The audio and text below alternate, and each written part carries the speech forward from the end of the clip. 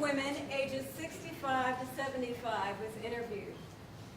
These interviews were the most poignant, probably because most of these women had never had a vagina interview before. One woman who was 72 had never even seen her vagina. She washed herself in the shower and bath, but never with conscious intention. She had never had an orgasm. At 72, she went into therapy like they do in New York. With the help of her therapist, she went home by herself one afternoon, lit some candles, played some music, took a bath, and then she got down with herself. She said it took her over an hour because she's arthritic. But when she finally found her clitoris, she said she cried. This monologue is for her.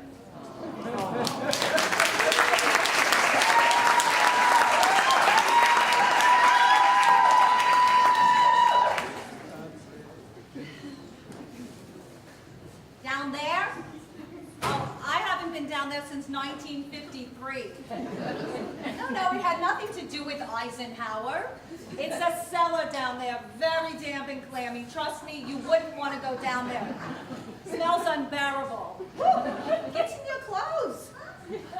No, nothing happened to it. It didn't catch on fire or anything. It wasn't so dramatic. Well, no. I can't talk about this. What is a nice girl like you going around talking to old ladies about their down there?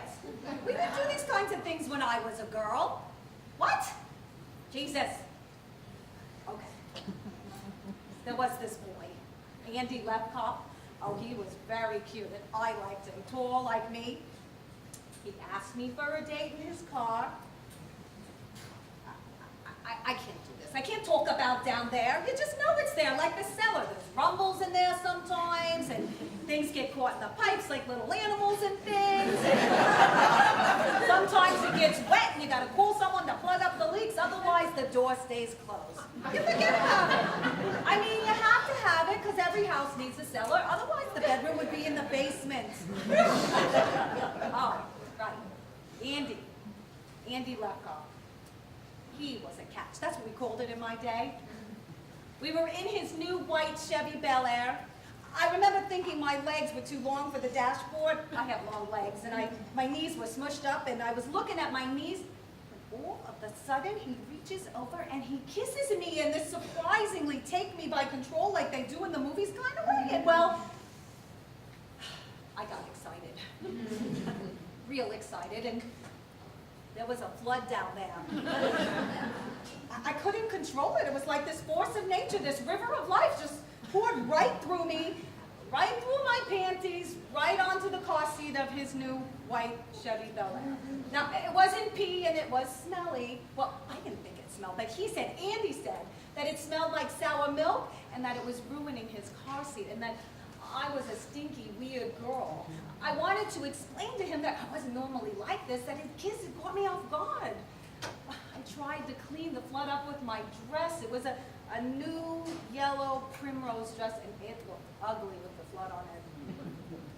When Andy drove me home, he didn't say another word, and when he closed the door, I closed the whole store, never to be opened again. I mean, I dated a little, but I was always too nervous about the flood, so I didn't do it anymore. I used to have these dreams. Oh, they're dopey. Why? Burt Reynolds. I don't know why. He didn't do much for me in life, but in my dreams, it was always Burt and I, Burt and I, Burt and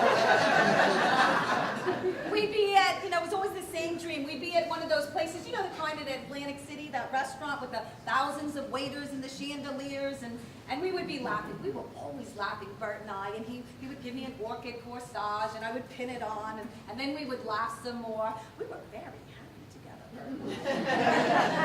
And then he would take me out into the middle of the restaurant, and just when he was about to kiss me, the entire restaurant would begin to shake. Pigeons would fly out from underneath the tables. I don't know what the pigeons were doing there. And the flood would come straight from down there. It would pour and pour, and there would be fishes juice and boats and things in there. And the whole restaurant would fill up with my flood. And there would be Bert, standing knee-deep in my flood, looking horrified that I'd done it again. Horrified as he watched his friends Dean Martin and the like swimming by in their tuxedos and evening gowns. I don't have those kind of dreams anymore. Not since they took out everything that has to do with down there. The uterus, the tube, the whole works. The doctor thought he was being funny. He said if you don't use it, you lose it. Truth is, it was cancer. Everything had to go. Who needs it anyway? Highly overrated. I've done other things. I love dog shows.